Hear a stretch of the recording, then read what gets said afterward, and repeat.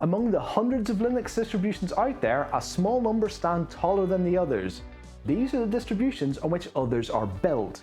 Of those, one of the most well-known and well-regarded is Red Hat Enterprise Linux. But Red Hat doesn't exist by itself. It lives in a symbiotic relationship between CentOS and Fedora. Call it a Linux love triangle, if you will.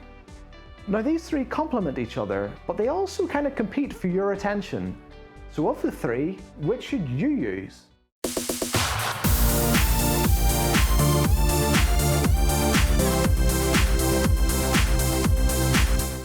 Welcome back to the Pro Tech Show, the place for tech tips and advice for IT pros and decision makers. I'm going to apologize for something in advance here. I'm almost certainly going to use the name Red Hat to refer to both the company Red Hat Incorporated and the product Red Hat Enterprise Linux. Sorry about that, hopefully it doesn't confuse you too much. Now, we're comparing three distributions within the Red Hat family, so the obvious place to start is with the big dog, Red Hat Enterprise Linux.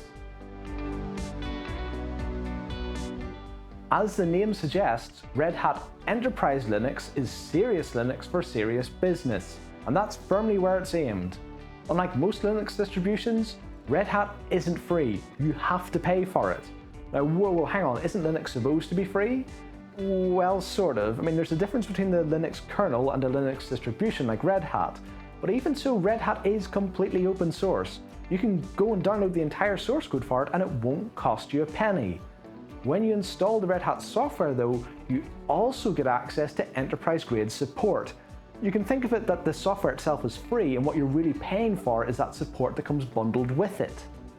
Red Hat is designed for the needs of large enterprises where downtime means lost revenue. That readily available access to professional support, that mitigates the risk of lost productivity due to a software problem.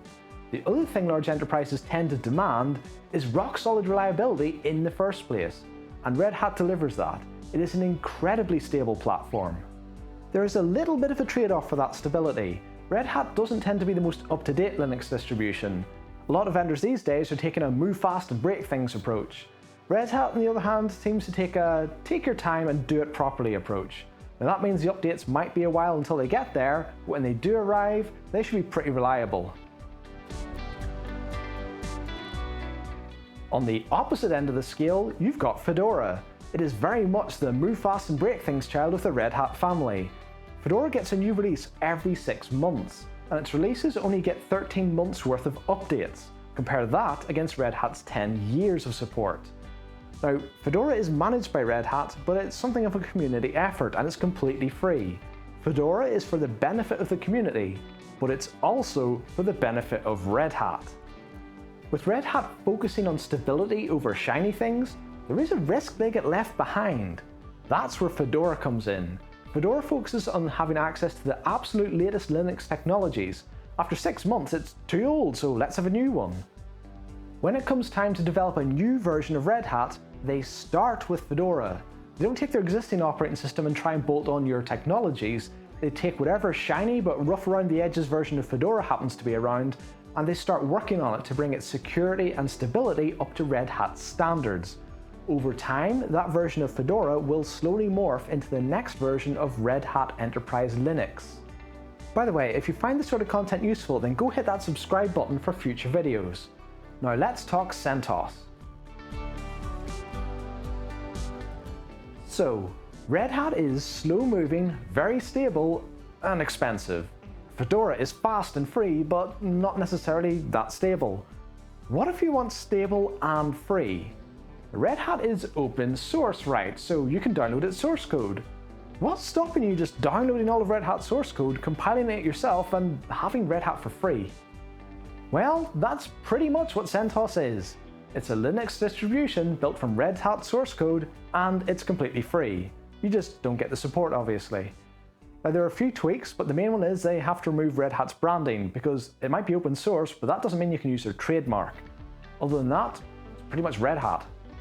You might be wondering what Red Hat thinks of that. I mean, they're a commercial company, and CentOS are basically ripping off their product, right?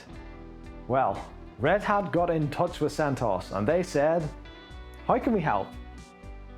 That might seem strange, especially if you come from a commercial proprietary software point of view, but hey, this is open source. Open source projects live or die with their communities, and Red Hat didn't release the source code and expect nobody to use it. CentOS is now the semi-official free community version of Red Hat Enterprise Linux. In fact, several of CentOS's governing board members actually work for Red Hat. CentOS is good for Red Hat. Let's face it, there are plenty of free Linux distributions. If Red Hat had tried to crush CentOS, they'd have lost the support of the community, and they wouldn't have forced anyone to buy Red Hat, they've just went and used a different free Linux distribution. Now this way, everyone who uses CentOS is joining in the Red Hat community, and if one of those people goes and deploys a critical application that warrants professional support, where do you think they're going to go? They know CentOS, so they know Red Hat. They know their application works in CentOS, so they know their application works in Red Hat. CentOS is good for Red Hat, and Red Hat is good for CentOS. As of the release of Red Hat Enterprise Linux 8, there's a new distribution called CentOS Stream. Now this warrants its own section because it has a different purpose, and it's arguably closer to Red Hat than it is to CentOS. CentOS Stream is the next version of Red Hat Enterprise Linux that's still in development. Now hang on, isn't that what Fedora's for? No, Fedora's more of a technology playground. Whilst it's true that Red Hat is based on Fedora, they do follow their own development paths. Take Red Hat 8 for example. It was based on Fedora 28, but by the time it was actually released, Fedora was already on version 30. Red Hat 7 was based on Fedora's 19 and 20, which means that between Red Hat 7 and Red Hat 8, there were 7 versions of Fedora that weren't used by any version of Red Hat. So where does CentOS Stream fit? Well, when a version of Fedora is selected as the basis for the next version of Red Hat, and work starts to improve its security and its stability, that development path from Fedora to Red Hat, that is CentOS Stream. In terms of currency and reliability, it should sit somewhere in between the two. As time progresses, it'll move away from Fedora and closer to Red Hat standard. So, which of these distributions is best for you? Well, as always, it depends, so let's run a few scenarios. The default answer for business is going to be Red Hat Enterprise Linux. If I'm looking at this for work, that's where I'm gravitating, unless there's a reason to make me look elsewhere. If you're deploying something critical, that gives you the rock-solid reliability and professional support. If it's maybe less critical and you're willing to take a risk on the support, or if you simply can't afford Red Hat, then CentOS is a good bet that won't cost you a penny. CentOS inherits Red Hat's rock-solid reliability. Now, you don't get any support other than from the community, so if it's something critical you might be better off with Red Hat, but if you've got a really strong in-house Linux team, then CentOS might be fine. If you just want to play with the latest technologies, then Fedora is where it's at. Now, bear in mind you're going to be upgrading a lot, and being a cutting-edge distribution, it does come with a few more niggles, so don't expect as easy a ride as you might get with Red Hat or CentOS. I wouldn't recommend Fedora for production. The relative lack of stability compared with Red Hat and CentOS, coupled with that short lifespan, that's asking for trouble. A while back, I ran a Fedora server at home. The idea was to give me something shiny to play with, and if it went down, it only really impacted me. Now, that server, after the initial issues, did run fairly well, until I ran yum update. And basically, every time I patched that thing, there was a 50-50 chance of it collapsing in a burning heap. Now, once I fixed it, it would run well again, until I patched it, and the cycle would start over. And after a year, I just got fed up with it and I replaced it with CentOS.